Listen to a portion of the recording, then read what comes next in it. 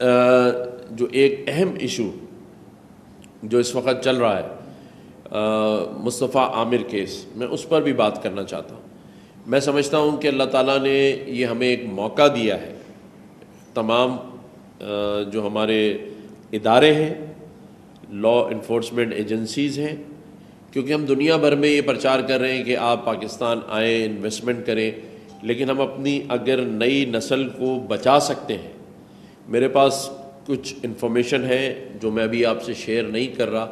لیکن اگر اس کیس پر پورا کام ہو گیا تو یہ جو نئی نسل جو ہم کہتے ہیں کالجز میں، اسکول میں، باقی جگہوں پر نشے کے عادی بنائے جا رہے ہیں، نئی نسل جو ہے وہ اس نشے کی لت میں پڑتی جا رہی ہے۔ اگر مصطفیٰ عامر کیس صحیح طریقے سے ہینڈل کر لیا تو میں آپ کو بتا رہا ہوں کہ ہم کچھ بھی نہ کریں، ہم ترقی بھی نہ کریں، ہم ایسے بڑے کام کا خاتمہ کرنے جا رہے ہیں جس کے نتائج بہت ہی ہولناک اور خوفناک ہیں۔ ان کے پیچھے جن طاقتوں کا ہاتھ ہے، با اثر لوگوں کا ہاتھ ہے، یہ ایک موقع ملا ہے اللہ تعالیٰ کی طرف سے کہ ہم ایسے گروہ پہ ہاتھ ڈال سکتے ہیں۔ کلو مل گیا ہے، لائن مل گئی ہے، پتہ چل رہا ہے، ساری چیزیں کھل رہی ہیں، لیکن میں اس کے ساتھ ساتھ ایسے دردناک قتل پر لواحقین سے مذمت بھی کر رہا ہوں، اور اس بات کا یقین دلاتا ہوں کہ بحیثیت گورنر سندھ بہت لوگ مجھ سے کہتے ہیں کہ آپ فلاں بات کہہ دیتے ہیں، فلاں بات کہتے ہیں، میں کامنٹس باکس میں پڑھ رہا ہوتا ہوں، لیکن میں اپنے تمام سننے والوں کو جو میرے سوشل میڈیا کے دوست ہیں ان سے یہ بتانا چاہتا ہوں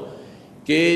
بحیثیت گورنر سندھ میں صرف آپ لوگوں کو شعور دلا سکتا ہوں، آواز اٹھا سکتا ہوں۔ جو ایگزیکٹو پاور ہے وہ میرے پاس نہیں ہے۔ اگر ہوتی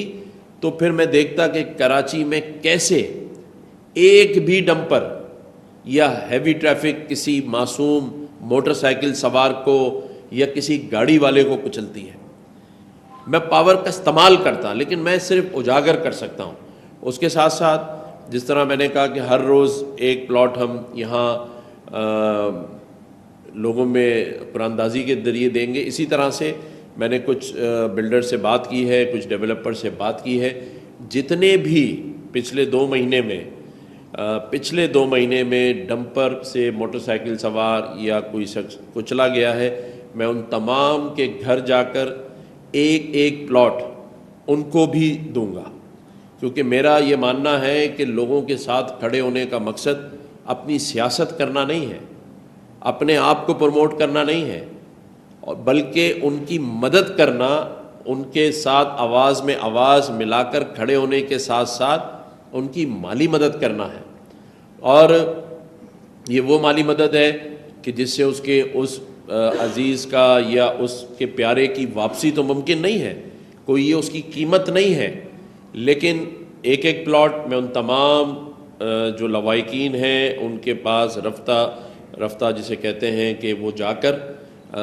جیسے جیسے ہم آپ میڈیا کی دوستوں کو بھی لے جائیں گے، جس کے گھر جائیں گے وہ وہیں اس بلڈر کے ساتھ جا کر اس کی ملکیت کی فائل اسی وقت اس کو ہینڈ اوور کی جائے گی، تاکہ کچھ آنسو اس کے پوچھ سکیں۔ تو یہ باتیں تھیں کہ جو میں آپ سے شیئر کرنا چاہتا تھا کہ ایک موقع ملا ہے، ایک تو یہ رمضان کا موقع ملا ہے تو ہم نے لوگوں کو جوڑنے کے لیے اتحاد رمضان کی بنیاد ڈال دی ہے۔ اسی طرح سے جو وہ لوگ ہیں جو نشے کا کاروبار کر رہے ہیں، آپ نے سنا ہوگا کہ پاکستان سے ہیروئن بھیجی جاتی تھی، اب آپ دیکھیں کہ دنیا کے مختلف ممالک سے یہ ڈرگز منگوائی جا رہی ہیں، اور اس کی 32 سے زائد مختلف اقسام ہیں۔ میں خاص طور پر اپنے جو ماں باپ ہیں جو ان کو یہ بات بتانا چاہتا ہوں کہ یہ صرف آپ اس پر نظر نہ رکھیں کہ بچہ سگریٹ میں ڈال کر کوئی نشے کا عادی بن سکتا ہے، آپ نے نظر رکھنی ہے اسکولوں میں، کالجز میں بچوں کو ایون کوئی سافٹ ڈرنک بھی جو ہے بچوں کو تلقین کریں کہ کسی اور کی آفر پہ نہ پلائی جائے، کوئی چاکلیٹ نہ کھلائی جائے، کوئی چنگم نہ کھلائی جائے۔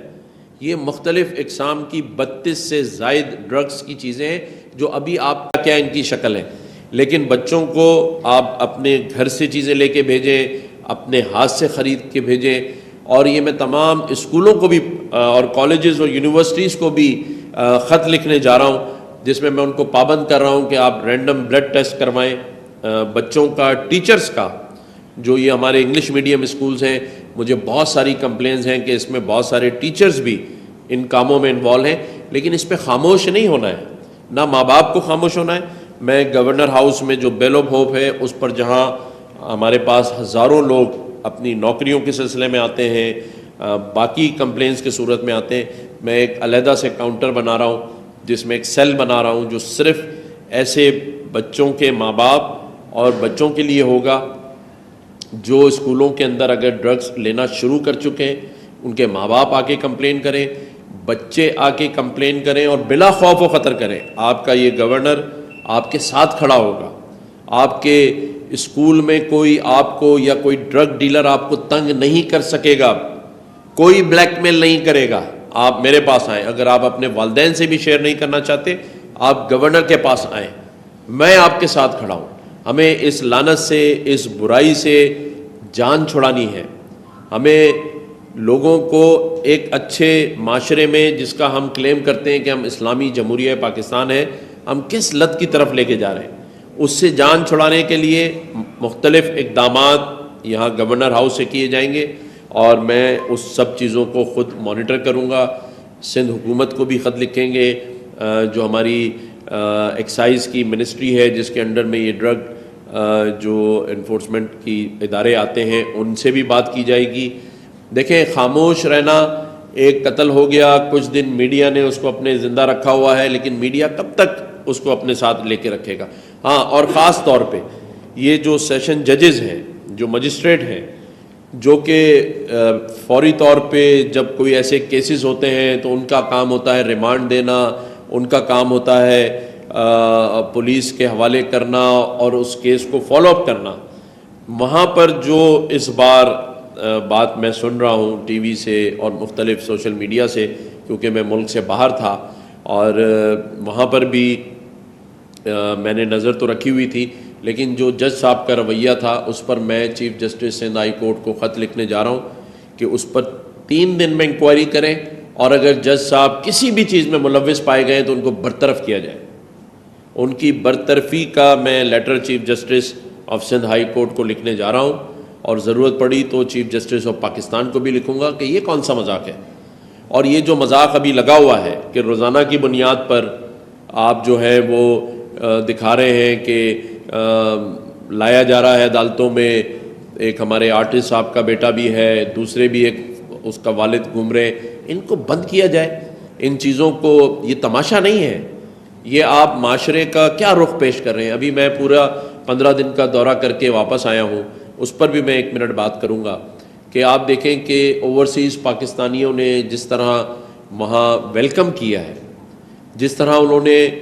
ہمارے جو گورنر ہاؤس کے انیشیٹوز ہیں، حالانکہ میجورٹی کا تعلق پنجاب سے تھا، لیکن مجھے خوشی ہوئی کہ آپ کے میڈیا نے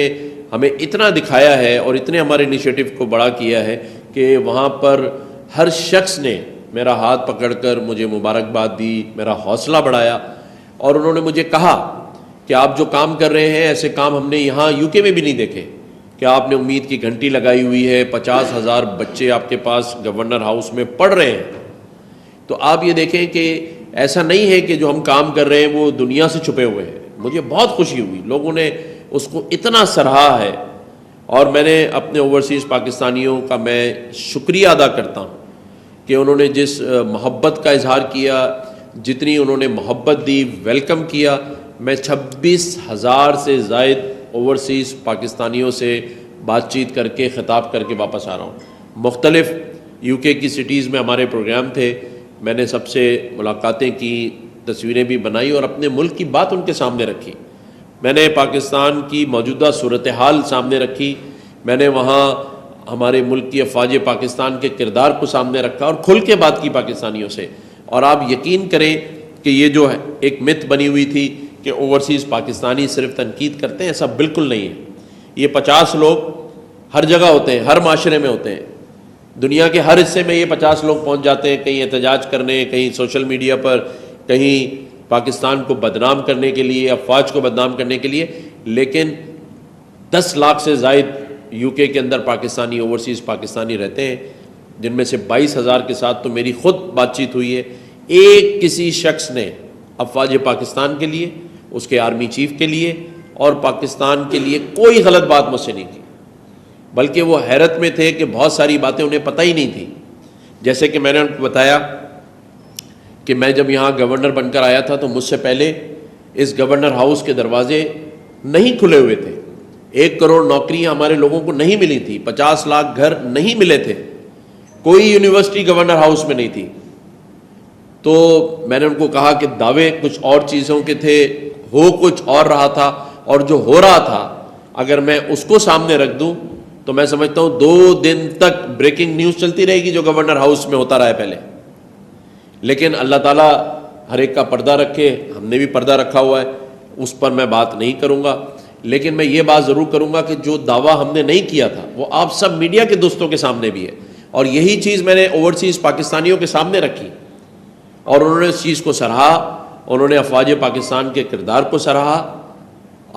میں نے ان کے سامنے وہ باتیں رکھی، میں نے اس ماں کا ذکر کیا جو سرحد کی حفاظت کے لیے پہلے اپنے شوہر کو قربان کرتی ہے، شہید کراتی ہے، اور پھر اس کے بعد وہ اپنے بیٹے کو بھی اسی یونٹ میں بھیجتی ہے. لیکن جو باتوں کا تذکرہ میں وہاں کر آیا اس کا ہم شکار ہیں، سوشل میڈیا پہ بھی ہم اس چیز کا شکار ہیں. اور آپ یہ دیکھ لیں کہ ابھی جو KPK میں واقعہ ہوا ہے اس میں مولانا سمیع الحق کے بیٹے کی شہادت ہوئی ہے، جس پر میں ان کے تمام جو کارکنان ہیں، تمام ان کے فیملی ممبرز ہیں، ان سے تعزیت بھی کرتا ہوں. لیکن دیکھیں یہ ایسے ٹھیک نہیں ہوگا، نہ خاموشی سے ٹھیک ہوگا. آج آپ دیکھیں کہ میں نے جب یہ رمضان اتحاد کا پروگرام بنایا اور 10 لاکھ لوگوں کے لیے ہم دروازہ کھولنے جا رہے ہیں، آپ یقین کریں کہ مجھے منع کیا گیا کہ، اور دوسری سیکورٹی کے حالات. اور یہ بھی میں آپ کو آج بتا دوں جو میں نے کسی سے شیئر نہیں کیا کہ مجھے بھی سیریس قسم کی تھریٹ ہے. جب میں یہاں لنڈن کے لیے روانہ ہو رہا تھا اور جب میں نے وہاں پہ لینڈ کیا ہے تو مجھے سیریس قسم کی تھرو ای میل تھریٹ آئی جان سے مارنے کی، اور مجھے بتایا گیا کہ جس طرح عمران فاروق کے ساتھ کیا گیا تھا وہ آپ کے ساتھ کیا جائے گا. لیکن آپ دیکھ لیں الحمدللہ، کیونکہ میں وہاں لنڈن پہنچا تھا اس وقت یہ ای میل آئی، تو نہ تو ہم نے وہاں کا کوئی پروگرام کینسل کیا اور نہ یہاں واپس آنے کے بعد ابھی تک ہم نے جو ہمارا شیڈیول پروگرام تھا اسی کے حساب سے ہم نے یہاں رمضان اتحاد کا پروگرام رکھا ہے. اور الحمدللہ 30 رمضان، جس طرح میں نے کہا کہ ہم بہت خوبصورت اسٹیج بنانے جا رہے ہیں. آج تک 30 دن تک کسی بھی پورے پاکستان کے اندر اس طرح کا اسٹیج، اس طرح کی تقریب نہیں ہوگی الحمدللہ، جس طرح کا ہم نے دل سے احترام کیا ہے، لوگوں کے لیے اہتمام کیا ہے. یہ سلسلہ جاری رہے گا، سحریوں کا بھی جاری رہے گا، کیونکہ میرا یہ ماننا ہے کہ جب تک اللہ تعالیٰ نے یہ موقع دیا ہوا ہے ہم لوگوں کی خدمت کرتے رہیں گے، لوگوں کے کام آتے رہیں گے، لوگوں کے لیے نوکریوں کا اہتمام کریں گے، لوگوں کے لیے روزگار کا اہتمام کریں گے، کاروبار کا. اسی طرح سے لوگوں کے لیے گھروں کا انتظام کریں گے جن کے گھر پہ چھت نہیں ہے. اسی طرح سے ہم کوشش کرتے رہیں گے کہ جو ہمارے نوجوان بچے بچیاں ہیں ان کے ایڈمیشن کے مسائل حل ہوں. ہم کوشش کرتے رہیں گے کہ جو ہماری یوتھ ہے، نئی نسل ہے، اس کا مستقبل بہتر ہو. اس کے لیے اگر اسے باہر ملکوں کے لیے اسکالرشپ چاہیے اس کے لیے ہم بات کرتے رہیں گے، اور اس کے لیے ہم باہر ملکوں میں ان کی نوکریوں کے لیے بات کرتے رہیں گے. ابھی میں جو UK 15 دن گزار کر آیا ہوں، ابھی وہ بات میں یہاں نہیں شیئر کر رہا، لیکن نوجوانوں کے لیے خوشخبری ہے جو باہر کے ملکوں میں پڑھنا چاہتے ہیں، جو باہر کے ملکوں میں اپنے کاروبار یا نوکریاں کرنا چاہتے ہیں، ان کے لیے انشاءاللہ تعالی بہت سارا کام میں کر آیا ہوں. آئندہ پریس کانفرنس میں شیئر کروں گا. آج سے مہینہ پہلے ہم نے ایک پریس کانفرنس میں کہا تھا کہ لوگوں کو ہم مختلف سوسائٹیز میں بہت کم ریٹ کے اوپر پلاٹس دیں گے. اس میں ہماری تقریباً 2 بلڈرز کے ساتھ تمام بات چیت کمپلیٹ ہو چکی ہے. میں نے کہا تھا 40 لاکھ کے اندر ہم گھر دیں گے ان کو. ہو سکتا ہے ہم 10 لاکھ روپے اور کم کروا کے بلڈر سے جو 30 لاکھ تک میں لوگوں کو گھر فراہم کریں. اس پر بھی کام ہو رہا ہے، اور کیونکہ میرا یہ ماننا ہے کہ یہ حکومتوں کا کام نہیں ہوتا، یہ ہم نے آباد کے ساتھ مختلف سوسائٹیز کے بلڈرز کے ساتھ بات کی ہے کہ وہ اپنے CSR فنڈ کو استعمال کریں. کاروبار ہمیشہ ساری زندگی ہوتا رہے گا، یہ ہم کرنے جا رہے ہیں. بچوں کو اس پہ بھی میں بھی آپ کو رمضان میں ہی پریس کانفرنس کروں گا